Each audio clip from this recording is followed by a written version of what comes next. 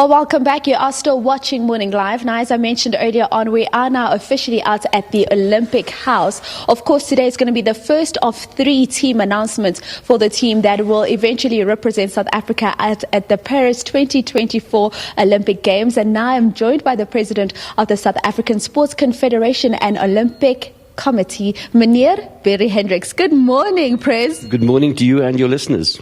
And our viewers. Yes, correct. It's a nice and early morning for you, but today is the first of 3 squad announcements. And we look back, since 1992, we've had quite a number of squad announcements. Yeah. When you look at this team, the first batch which will be announced today, what would you say are some of those challenges that you faced in coming together to bring this team announcement? Well, look, this team announcement took 3 years because of the COVID that we had in 2021. So this team has worked really hard to get together. 72 days to go until the start of the Olympics, and all of them have put in their blood, sweat and tears to really get to where they are now. That includes the Olympians as well as the Paralympians. And we look at the fact that, and I was listening to Leon earlier on speaking about this, is the 7 announcement of 7 out of a possible 20. Let's speak to just to throw forward for our viewers in terms of what we're looking at in terms of who will be announced here today. So what we've got 7 teams that are going to participate in the announcement today, starting with athletics, moving into aquatics. Then we've got canoeing, sport climbing, gymnastics, surfing and wrestling.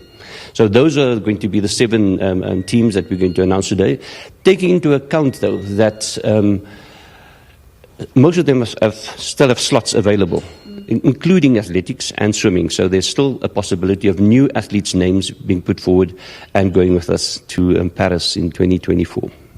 And when you look at, we spoke a little bit about COVID and how that affected things, and we're looking now at the comparison in performance. Tokyo wasn't one of our best. What realistically are your expectations from a SASCOC point of view in terms of the performance of the athletes at this edition of the Olympics? We've not made any speculations yet because the athletes haven't all qualified. Some of them are still, as I said, have the ability to come into the team.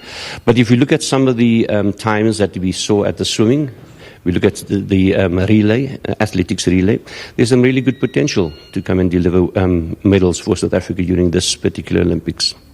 Let's speak a little bit more about that, since you've touched on the relay and that. We've heard some of the athletes come out and say, we really do think we've got a solid team when it comes to the relay, but we're just not getting as much opportunity to prepare. How does that affect the team in terms of the results they're able to give us? If you've got, for example, a Sean Maswanganyi who's based in the USA and Akani Simbini who's based in a different region, just being able to bring all those athletes together to prepare adequately for something as big as the Olympics? Well, we've used the Bidvest Operation Excellence program to fund most of our athletes that are part of the team. But we've also had 2 training camps, for example, with the relay, where we took them to the University of Potchefstroom to get them used to each other and to get them used to the technique around the issue of handing over the batons during the relays. So we don't want that baton problem again. No. So we've done that, and we have provided support for the athletes as well as for Athletics South Africa, and we will continue to support them in the weeks building up to the Paris Olympics, as well as when they arrive there for the training camps before the games actually start. And before I speak to you about Casta, we know it an important judgment expected later on today. When we look at transformation, and I know you're involved in a number of organizations and federations where you're headed president, what do you think when you look at how we've done in terms of transformation in the various sporting codes? And are there consequences for those that perhaps don't give us as much in terms of transformation as expected? I mean, you look at the Proteas team that will be playing out at the World Cup with only 1 black player. Well, we've advised and we've guided our national federations to incorporate their development programs as part of their strategies to transform themselves. A lot of them are working hard at doing that.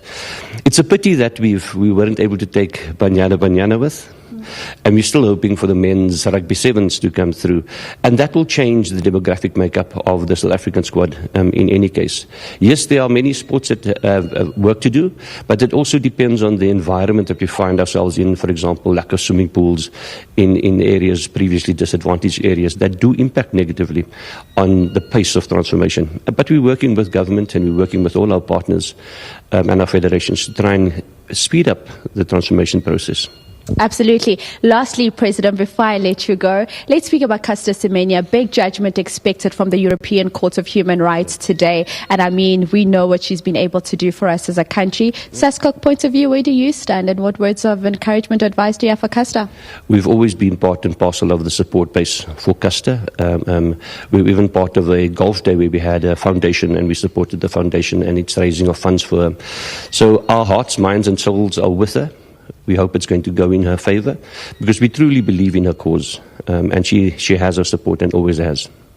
Thank you so much. Ladies and gentlemen, the president of SASCOC, Barry Hendricks, talking all things Olympics. Of course, we know 2024, and this is the first of 3 squad announcements that will be taking place here this morning to let us know which athletes will represent South Africa out in Paris.